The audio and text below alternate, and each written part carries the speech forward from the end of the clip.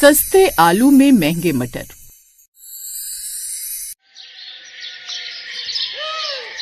वाह वाह विराज, क्या मस्त गाड़ी लाया है। ऐसी गाड़ी तो पूरे मोहल्ले में किसी की नहीं है ना आंटी जी, इसीलिए तो लाया हूँ। अब सभी आस पड़ोस के लोग भी विराज की गाड़ी की तारीफ करने लगते हैं। अपनी गाड़ी की तारीफ सुनकर विराज भी फूले नहीं समा रहा था। उसे लग रहा था जैसे उसने कोई बहुत बड़ा काम कर दिया हो। अब तो वो जब भी अपनी गाड़ी में बैठता तो बड़ी शान से बैठता। ऐसे ही समय बीतता है, लेकिन अब विराज का हाथ तंग होने लगा। कार की EMI, बच्चों की स्कूल फीस, ट्यूशन फीस, घर का खर्च सब उन्हें ही देना था। मम्मी, स्कूल टीचर कब से स्कूल फीस भरने की बात कर रही हैं। आप फीस कब भरोगे? हाँ मम्मी, मेरी टीचर भी रोज बोलती है फीस भरने के लिए, नहीं तो वो हमें क्लास में नहीं बैठने देंगी। ओ गॉड, जो भी पैसे थे वो तो हमने गाड़ी की डाउन पेमेंट में डाल दिए। तब तो हमने ये सब सोचा ही नहीं। माँ जी, आपके पास कुछ पैसे हैं क्या? मेरे पास भी कहाँ है बहू, जो थोड़े बहुत पैसे थे उनसे तो मैंने गाड़ी आने पर बर्फी बंटवा दी मोहल्ले में। अच्छा बच्चों, मैं शाम को तुम्हारे पापा से बात करूंगी। अभी तुम जाकर कपड़े बदल लो, मैं खाना लगा देती हूँ। दोनों बच्चे फ्रेश होकर आते हैं और खाना खाकर कुछ देर आराम करके शाम को अपने ट्यूशन चले जाते हैं, जहाँ ट्यूशन टीचर भी उन्हें टोकते हुए कहती है, क्या बात है भाई, कितने दिन हो गए लेकिन अभी तक तुमने ट्यूशन फीस नहीं भरी।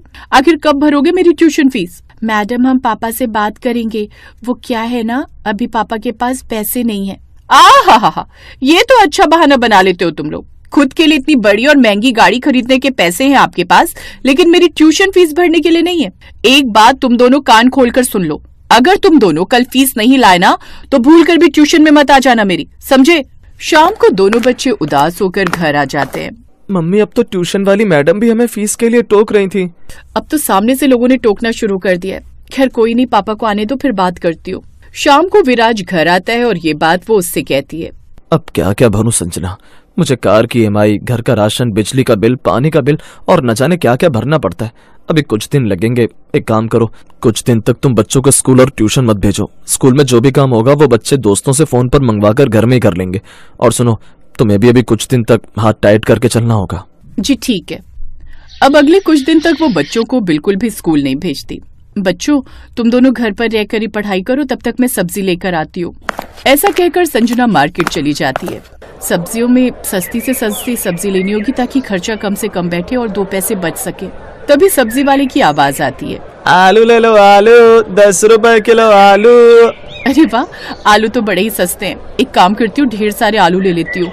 अगले कुछ दिनों तक आलू में थोड़ा थोड़ा कुछ डालकर आलू की सब्जी बना लिया करूंगी। अब वो आलू लेकर घर आती है और शाम को आलू की तरीदार सब्जी बनाकर रख देती है। सभी चुपचाप से आलू की सब्जी खा लेते हैं। ऐसे ही कभी वो आलू में 4 गाजर डालकर बना देती है तो कभी उसमें थोड़ी सी गोभी। मम्मी, कभी तो आलू मटर की सब्जी बना दो। आपको पता है ना मुझे आलू मटर कितने पसंद है। अभी मटर बड़े महंगे हो रहे हैं, इसलिए अभी कुछ दिन तक तुम यही सब खाओ। अब अगले कुछ दिन तक वो ऐसे ही आलू की तरह तरह की सब्जी बनाती रहती। ऐसे ही एक दिन उनकी गली में एक साड़ियों वाला आता है, जिसके पास सस्ती से महंगी तक हर तरह की साड़ियाँ होती हैं। आसपास के सभी लोग वो साड़ियाँ देखने बैठ जाती हैं। तभी संजना भी अपनी सास के साथ आती है। क्या कहा तूने? इस साड़ी की कीमत पूरे 5000 है। अरे इतनी महंगी साड़ी तो हमने अपनी शादी में भी कभी नहीं पहनी। बिल्कुल ठीक कहा तुमने उर्मिला, वैसे हम सबकी औकात तो नहीं है इतनी महंगी साड़ी की, लेकिन संजना, विमला, तुम दोनों तो इतनी बड़ी गाड़ी की मालकिन हो, तुम तो ले ही सकते हो। 5000 की साड़ी तुम्हारे लिए कोई बड़ी बात नहीं है। ये सुनकर दोनों सास बहू एक दूसरे का मुंह देखने लगती हैं। नहीं, मेरे पास तो काफी महंगी महंगी साड़ियाँ हैं। हाँ, मैं भी ठेले से नहीं लेती। ये सुनकर साड़ी वाला हैरान रह जाता है, लेकिन फिर वो 200 वाली साड़ियों से देकर चला जाता है। इसी तरह दोनों सास बहू हर जगह पैसे बचाने की सोचती रहती। ऐसे ही एक दिन, अरे ये क्या विराज, तुम आज ऑफिस गाड़ी लेकर नहीं जा रहे हो? नहीं संजना, मैं बस से ही ऑफिस चला जाऊंगा। वो क्या है ना, मेरे पास गाड़ी में पेट्रोल डलवाने के पैसे नहीं है। बड़ी गाड़ी है इसीलिए बार बार पेट्रोल पीती है, जो झट से खत्म हो जाता है। एक बार पेट्रोल जाने के लिए तो भरवा लेता हूँ, लेकिन जब वापस आना हो तो 2 बार सोचना पड़ता है। सच में कभी कभी जल्दबाजी के फैसले भी ना बड़ी दिक्कत देते हैं। वैसे पापा जी का फोन आया था, कल वो भी अपनी तीर्थ यात्रा से वापस आ रहे। मुझे तो कुछ पता नहीं कि वो ये नई गाड़ी देखकर कैसा रिएक्ट करेंगे। नहीं, मेरे पापा जी बड़े समझदार हैं, वो हमारी बात जरूर समझेंगे। अगले दिन उसके ससुर तीर्थ से वापस लौट आते हैं। बहुत बड़े दिन हो गए भाई तेरे हाथों के आलू मटर की सब्जी और पूड़ी खाए हुए। ऐसा कर तू आज हम सबके लिए वही बना दे। आलू मटर की सब्जी? हाँ भाई, आलू मटर, और हाँ साथ में थोड़े चावल भी उबाल लेना। ये सुनकर संजना अपनी सास की ओर देखने लगती है। वो दोनों ही समझ रही थी कि बाजार में मटर की सब्जी कितनी महंगी है। आप भी ना, कहाँ वो एक ही सब्जी बार बार इससे बनवाते रहते हैं। आपको पता है हमारी बहू तो एक ही सब्जी बड़ी ही अच्छी बनाने लगी है, जो कुछ दिन पहले हमने इसके हाथ की खाई थी, और वो है आलू टमाटर की खट्टी खट्टी सब्जी। बिल्कुल ऐसे बनाती है जैसे भंडारी की सब्जी। क्या सच? ठीक है, फिर आज हम सब वही खाते। अच्छा, मैं ये प्रसाद आस पड़ोस में बांट कर आता हूँ। रामदीन प्रसाद लेकर आस पड़ोस में देने जाता है। वैसे एक बात तो है रामदीन जी, आपके बेटे ने इतनी बड़ी और महंगी गाड़ी खरीद कर ना सभी मोहल्ले वालों को चौंका दिया है। हमने तो सोचा ही नहीं था कि कोई प्राइवेट नौकरी वाला आदमी इतनी महंगी गाड़ी भी ले सकता है। वैसे वही आया होगा आपको रेलवे स्टेशन पर लेने। नहीं, मैं तो ऑटो करके आया हूँ। और सच कहूँ तो आप किस गाड़ी की बात कर रहे हैं? मुझे तो उस बारे में कुछ भी नहीं पता। क्या बात कर रहे हो भाई साहब, आपको नहीं पता? हमें तो लगा था आपने परमिशन दी होगी तभी वो लाया होगा। वैसे एक बात कहूँ, हमें तो ये भी सुनने में आया है कि गाड़ी आने के बाद से उन्हें काफी ज्यादा पैसों की दिक्कत आ रही है। मतलब मेरे बेटे के बच्चे भी आपके पोता पोती के स्कूल में ही पढ़ते हैं, और उन्होंने बताया कि कई दिनों से आपके बेटे ने उनके स्कूल की फीस नहीं भरी है। ये सुनकर वो चुपचाप घर आ जाता है। अब समझा, तुमने आलू मटर की सब्जी बनवाने के लिए क्यों मना कर दिया। लेकिन क्या तुम लोगों ने एक बार मुझे बताना जरूरी भी नहीं समझा? क्योंकि सस्ते आलू में महंगे मटर डालना तुम्हारे बस के बाहर था। हमें माफ कर दो पापा, लेकिन सच कहूं तो हमने गाड़ी खरीद तो ली, लेकिन वो घर में यूं ही पड़ी है, क्योंकि उसका पेट्रोल अफोर्ड करना हमारे बस में नहीं है। इसीलिए तो कहते हैं जितनी चादर हो हमें उतने ही पैर पसारने चाहिए। सच कह रहे हो पापा, जितने का उस गाड़ी का पेट्रोल लगता है ना, उतने में तो हमारे घर का राशन आ जाता है। बेटा, जब तक तुम्हारा बेटा कमाने लायक नहीं हो जाता तब तक तुम्हें इतनी महंगी गाड़ी लेने के बारे में सोचना भी नहीं चाहिए था। तुम गाड़ी ले सकते थे, लेकिन तुम्हें छोटी लेनी चाहिए ताकि जरूरत पर उसका इस्तेमाल भी कर सको। अब मेरी मां ने इस गाड़ी को बेच और अपने बच्चों को अच्छी शिक्षा दे, जिनकी अभी इन्हें ज्यादा जरूरत है। आप ठीक कह रहे हैं पापा जी, मैं इस गाड़ी को बेच ही देता हूँ। इस गाड़ी के आने के कारण हम लोग ठीक से खा भी नहीं पा रहे। मेरे बच्चों ने तो अभी तक आलू मटर की सब्जी नहीं खाई। इतने दिनों से पूरा परिवार अपना मन मार रहा है। अब वो अपनी गाड़ी बेचकर एक छोटी गाड़ी ले लेते हैं। साथ ही बाकी बचे हुए पैसों से अपने बच्चों की फीस और बाकी सब खर्चे आराम से चलाते हैं, जिससे उनकी सारी तकलीफें दूर हो जाती हैं। और अब वो सब एक साथ मिलकर आलू मटर की सब्जी बनाते हैं।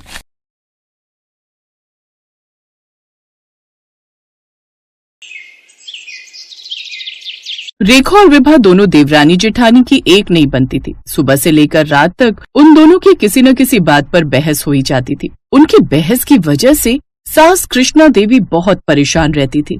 पिंकी, अरे कहाँ रह गई? जल्दी से रुई ला कर दे। ये लो दादी।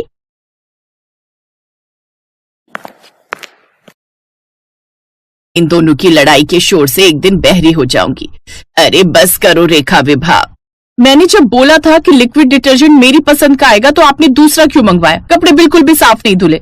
मेरे कपड़े तो बहुत साफ धुले। तुम्हें कपड़े धोने नहीं आते, इसलिए तुम्हारे कपड़े साफ नहीं धुलते। कपड़े धोने का भी तरीका होता है।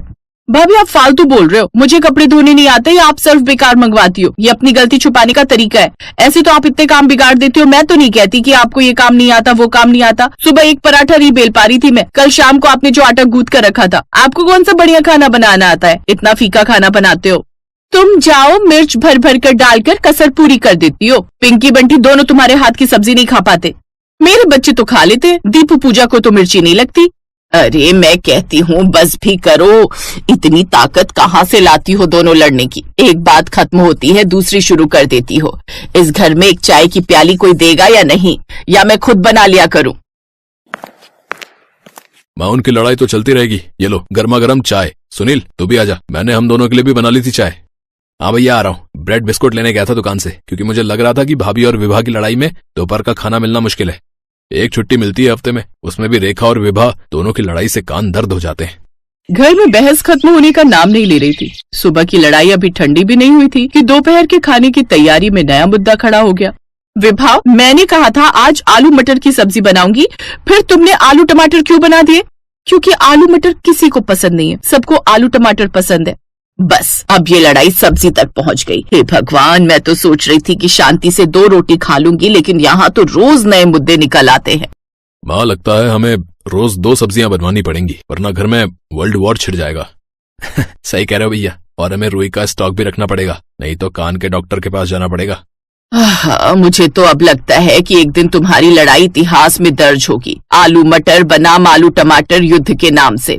इधर रेखा और विभा आलू मटर वर्सेस आलू टमाटर पर लड़ाई कर रही थी और इस लड़ाई की वजह से किचन के अंदर सब्जियों की गुप्त सभा शुरू हो गई थी। आलू मटर बहुत उदास थे और टमाटर उन्हें सांत्वना दे रहा था।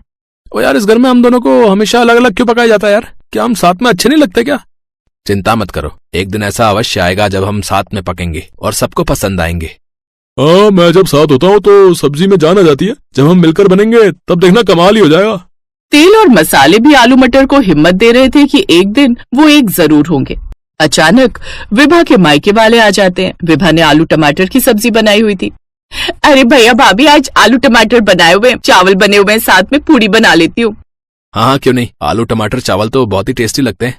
हाँ दीदी, आलू टमाटर के साथ तो मैं पूरी ले लूंगी, अच्छी लगती है आलू टमाटर पूरी। ठीक है, तो मैं खाना लगा देती हूँ। माँ जी, आपको भी लगा दूं? आप भी भैया भाभी के साथ ही खा लेना। हाँ बहू, लगा दो। और साले साहब, बहुत दिनों बाद आए हो। हाँ जीजा जी, मुझे पता था कि आज आपकी ऑफिस की छुट्टी होगी, इसलिए हमने आज का प्लान बना लिया। विभा किचन में जाती है और आलू टमाटर की सब्जी परोसने से पहले चख कर देखती है। रेखा भी वहीं खड़ी थी और अपनी आलू मटर की सब्जी बना रही थी।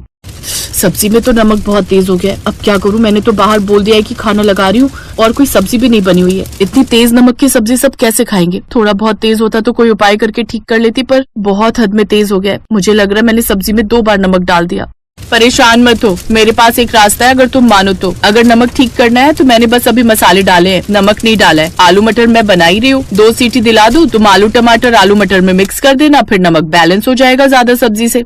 ठीक है भाभी, आपको जो ठीक लगता है आप करो, आप बड़े हो, आपको ज्यादा समझ है, मेरा तो इस समय दिमाग खराब हो रहा है।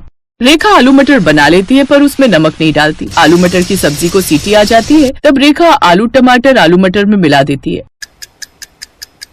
सब्जी बहुत ही टेस्टी बन गई थी, क्योंकि आलू मटर के स्वाद में आलू टमाटर मिक्स हुए तो एक अलग अनोखा चटपटा स्वाद आ गया। विभा रेखा को गले लगाती है और थैंक यू बोलती है। जब सबको सच्चाई पता चलती है तो सब हैरान रह जाते हैं, साथ ही सब्जी की बहुत तारीफ करते हैं। उस दिन के बाद रेखा और विभा ने छोटी छोटी बातों पर लड़ाई झगड़ा करना बंद कर दिया और मिलजुल कर रहने लगी।